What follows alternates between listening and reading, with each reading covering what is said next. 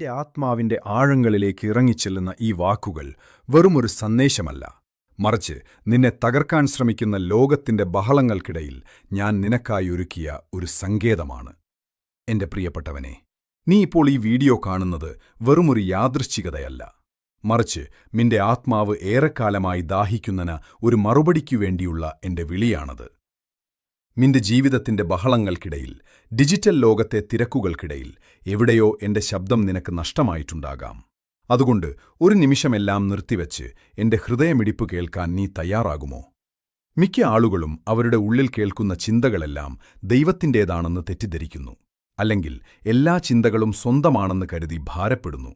ഈ വ്യത്യാസം തിരിച്ചറിയാത്തതുകൊണ്ടാണ് പലരും തങ്ങൾക്കായി ഒരുക്കിയ ദൈവീകമായ വഴികളിൽ നിന്ന് വഴിമാറിപ്പോകുന്നത്. ഇതെന്റെ ചിന്തയാണോ അതോ ദൈവത്തിന്റെ ശബ്ദമാണോ എന്ന ചോദ്യം നിന്റെ ഉറക്കം കെടുത്തിയിട്ടുണ്ടെങ്കിൽ ഇത് നിനക്കുള്ളതാണ്. കാരണം നീ ആരെയാണ് പിന്തുടരുന്നത് എന്ന് തിരിച്ചറിയാതെ നിനക്ക് അവരെ വിശ്വസ്തയോടെ അനുഗമിക്കാൻ കഴിയില്ല. ലോകം മുഴുവൻ ശ്രദ്ധാശൈഥില്യങ്ങളും വികാരങ്ങളും ആത്മീയ കോലാഹലങ്ങളും കൊണ്ട് നിറഞ്ഞിരിക്കുമ്പോൾ എന്റെ ശബ്ദം തിരിച്ചറിയുക എന്നത് നിന്റെ ആത്മീയമായ അതിജീവനത്തിന്റെ പ്രശ്നമാണ്. വേദപുസ്തകം പറയുന്നത് എന്റെ ആടുകൾ എന്റെ ശബ്ദം കേട്ടേക്കാം എന്നല്ല, മറിച്ച് എന്റെ ആടുകൾ എന്റെ ശബ്ദം കേൾക്കുന്നു, ഞാൻ അവയെ അറിയുന്നു, അവ എന്നെ അനുഗമിക്കുന്നു എന്നാണ്. യോഹന്നാൻ 10:27. ഇതിനർത്ഥം നിനക്ക് എന്നെ കേൾക്കാനുള്ള കഴിവ് ഞാൻ നിന്റെ ഉള്ളിൽ നിക്ഷേപിച്ചിട്ടുണ്ട് എന്നാണ്. എന്നാൽ അത് എങ്ങനെയെന്ന് നിന്നെ ആരും ആഴത്തിൽ പഠിപ്പിച്ചിട്ടുണ്ടാകില്ല. മിക്കപ്പോഴും നിന്നെ പഠിപ്പിച്ചത് ആചാരങ്ങൾ മാത്രമാണ്, അല്ലാതെ എന്നോടുള്ള ആത്മബന്ധമായിരുന്നില്ല. അനുസരിക്കാൻ നീ നിർബന്ധിക്കപ്പെട്ടു, പക്ഷേ എന്റെ സ്നേഹം കേൾക്കാൻ നീ പരിശീലിപ്പിക്കപ്പെട്ടില്ല. അതുകൊണ്ട് ഞാൻ നിന്നോട് ആർദ്രമായി മന്ത്രിക്കുമ്പോൾ നീ നിന്നെത്തന്നെ സംശയിക്കുന്നു. എന്നാൽ ഒരു സത്യം നീ അറിയുക, നീ എന്റെ ശബ്ദം കേൾക്കാൻ ആഗ്രഹിക്കുന്നതിനേക്കാൾ അനേകം മടങ്ങധികമായി നിന്നോട് സംസാരിക്കാൻ ഞാൻ ആഗ്രഹിക്കുന്നു. നിന്റെ കാതുകളെ നീ എനിക്കായി എങ്ങനെ പാകപ്പെടുത്തണമെന്ന് മാത്രം നീ അറിഞ്ഞാൽ മതി. നിന്റെ ഹൃദയത്തിൽ എപ്പോഴും 3 ശബ്ദങ്ങൾ തമ്മിൽ മത്സരമുണ്ട്. നിന്റെ ഓരോ തീരുമാനത്തിലും ഓരോ ചിന്തയിലും ഈ 3-ൽ ഒരു ശബ്ദം ഉറക്കെ സംസാരിക്കുന്നുണ്ട്. ഒന്നാമത്തേത് നിന്റെ ജഡത്തിന്റെ ശബ്ദമാണ്. അത് തിടുക്കമുള്ളതും ആവേശം നിറഞ്ഞതും നിന്റെ താൽക്കാലിക സുഖം മാത്രം നോക്കുന്നതുമാണ്. നീ ഇതർഹിക്കുന്നു, ഇതത്ര വലിയ പാപമല്ല, ദൈവം ഇത് ക്ഷമിക്കും എന്ന് അത് നിന്നോട് മന്ത്രിക്കും.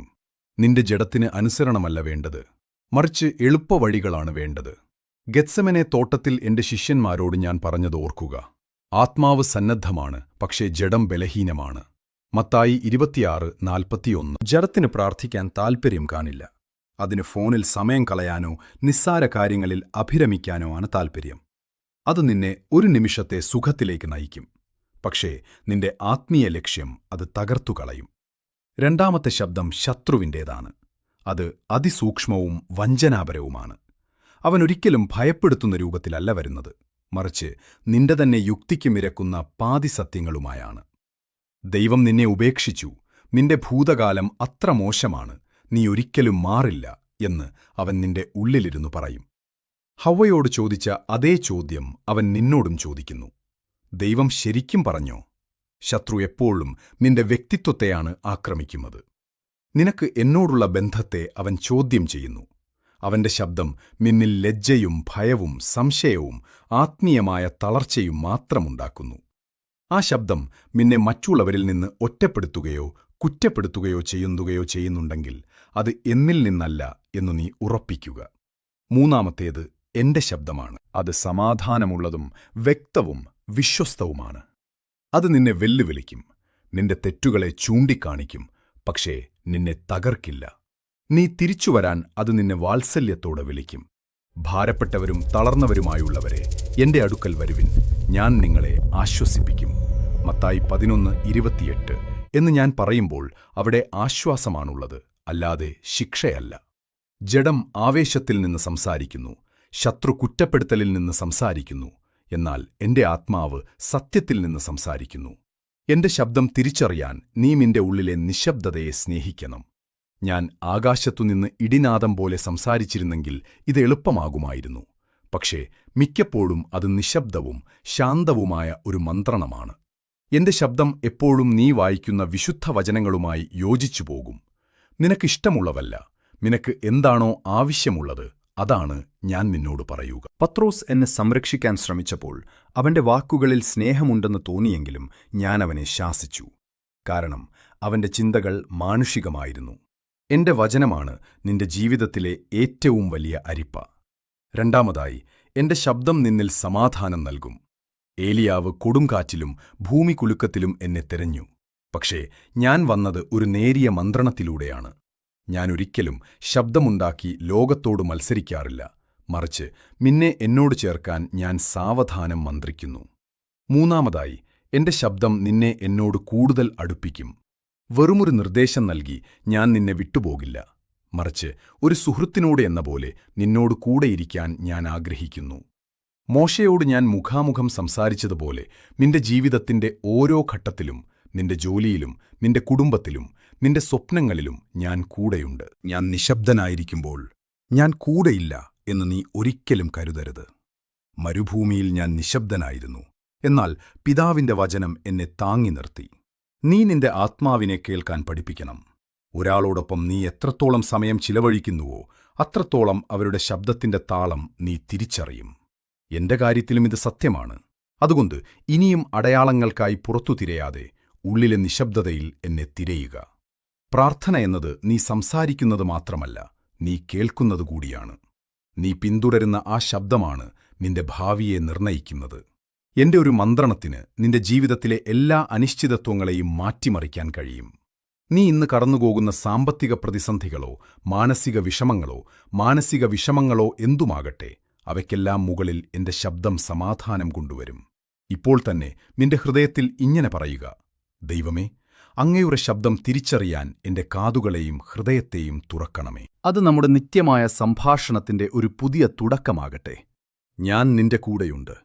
ലോകാവസാനത്തോളം ഞാൻ നിന്നോടൊപ്പമുണ്ടാകും. നിന്റെ ജീവിതത്തിന്റെ അടങ്ങാത്ത തിരമാലകൾക്കിടയിൽ നീ തനിച്ചാണെന്ന് തോന്നുമ്പോൾ ഓർക്കുക, കടലിനെ ശാന്തമാക്കിയ അതേ ശബ്ദമാണ് നിന്റെ ഉള്ളിലും മന്ത്രിക്കുന്നത്.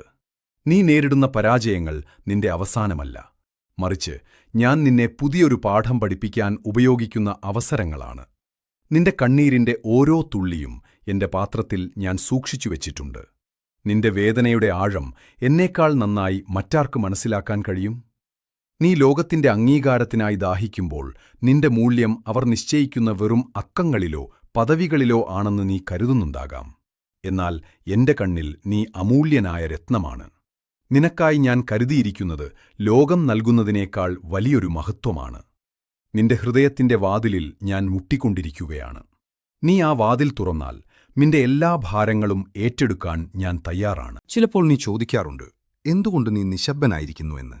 എന്നാൽ പ്രിയപ്പെട്ടവനെ, ഒരു പരീക്ഷ നടക്കുമ്പോൾ അധ്യാപകൻ നിശബ്ദനായിരിക്കും. കാരണം നിന്റെ വളർച്ചയ്ക്ക് ആ നിശബ്ദത ആവശ്യമാണ്. ആ നിശബ്ദതയിൽ നീ നിന്നെത്തന്നെ കണ്ടെത്താനും എന്നെ കൂടുതൽ ആഴത്തിൽ സ്നേഹിക്കാനും പഠിക്കും. നിന്റെ പാപങ്ങളും ബലഹീനതകളും എന്നെ നിന്നിൽ നിന്ന് അകറ്റുന്നില്ല, മറിച്ച് എന്റെ കൃപ നിന്റെ മേൽ കൂടുതൽ ചൊരിയാൻ എന്നെ പ്രേരിപ്പിക്കുന്നു. നീ തകർന്നു നിൽക്കുമ്പോഴാണ് ഞാൻ നിന്നോട് ഏറ്റവും അടുത്തിരിക്കുന്നത്. നിന്റെ നാളുകളെക്കുറിച്ച് ഭയപ്പെടേണ്ട, കാരണം നിന്റെ ഭാവിയുടെ ശില്പി ഞാനാണ്. നിന്റെ പാദങ്ങൾ ഇടറാതെ ഞാൻ നിന്നെ കാത്തുസൂക്ഷിക്കും. ലോകം നിന്നെ കുറ്റപ്പെടുത്തുമ്പോൾ ഞാൻ നിന്നെ സ്നേഹത്തോടെ മാറോടണയ്ക്കുന്നു. നിന്റെ സ്വപ്നങ്ങൾ തകർന്നടിഞ്ഞുവെന്നു തോന്നുമ്പോൾ ഞാൻ അവയെ പുതിയൊരു രൂപത്തിൽ നിനക്കായി മടക്കി നൽകും. എന്റെ ശബ്ദം തിരിച്ചറിയാൻ നീ ആദ്യം ലോകത്തിന്റെ ശബ്ദങ്ങളെ കുറയ്ക്കേണ്ടതുണ്ട്. നിന്റെ ഫോണിലെ നോട്ടിഫിക്കേഷനുകളെക്കാളും സോഷ്യൽ മീഡിയയിലെ ലൈക്കുകളെക്കാളും പ്രധാനമാണ് നിന്റെ ആത്മാവിനോടുള്ള എന്റെ മന്ത്രണങ്ങൾ. നീ എന്നോട് സംസാരിക്കാൻ തുടങ്ങുമ്പോൾ നിന്റെ ചുറ്റുമുള്ള ഇരുട്ട് നീങ്ങുന്നത് നീ കാണും. നിന്റെ ഉള്ളിൽ ഒരു പുതിയ പ്രകാശമുദിക്കും.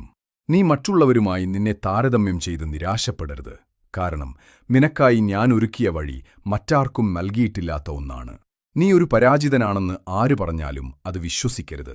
കാരണം നീ എന്റെ വിജയിയാണ്. കുരിശിലെ എന്റെ ജയം നിനക്ക് വേണ്ടിയായിരുന്നു. നിന്റെ ഓരോ ശ്വാസത്തിലും എന്റെ സാന്നിധ്യമുണ്ട്. നീ കാണുന്ന ഓരോ പുഞ്ചിരിയിലും എന്റെ സ്നേഹമുണ്ട്. നിന്റെ ഹൃദയത്തിന്റെ ആഴങ്ങളിൽ ഞാൻ നിക്ഷേപിച്ച ആ സമാധാനം ലോകത്തിന് തരാൻ കഴിയില്ല. അത് തിരിച്ചറിയാൻ നിന്റെ ഉള്ളിലേക്ക് ഒന്ന് നോക്കുക. നീ നിന്നെത്തന്നെ വെറുക്കുമ്പോൾ പോലും ഞാൻ നിന്നെ അതിരുകളില്ലാതെ സ്നേഹിക്കുന്നു. നിന്റെ മാറ്റമില്ലാത്ത സ്നേഹിതനായി ഞാൻ എന്നും നിന്റെ കൂടെയുണ്ടാകും. വരാനിരിക്കുന്ന ദിവസങ്ങളിൽ നിന്റെ ജീവിതത്തിൽ അത്ഭുതങ്ങൾ സംഭവിക്കാൻ പോകുകയാണ്.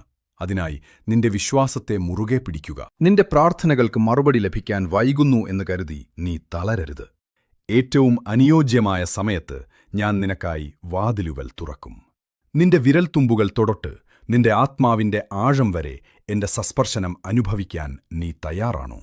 ഞാൻ നിന്നോട് സംസാരിക്കുന്നത് നിന്റെ നന്മയ്ക്കും നിന്റെ പൂർണ്ണതയ്ക്കും വേണ്ടിയാണ്. നീ എന്റെ വാത്സല്യഭാജനമാണ്. നിന്റെ പേര് എന്റെ ഉള്ളംകൈയിൽ ഞാൻ കൊത്തിവെച്ചിട്ടുണ്ട്. ഭയപ്പെടേണ്ട, ഞാൻ നിന്റെ കൂടെയുണ്ട്. ഈ യാത്രയിൽ നീ ഒറ്റയ്ക്കല്ല, നമ്മൾ ഒരുമിച്ചാണ്. നിന്റെ ഓരോ ചുവടുവെപ്പിലും എന്റെ അനുഗ്രഹം നിനക്കൊപ്പമുണ്ടാകും. നീ എന്നിലേക്ക് തിരിയുമ്പോൾ നിന്റെ ജീവിതം ഒരു പുതിയ ഗാനം പോലെ മനോഹരമാകും.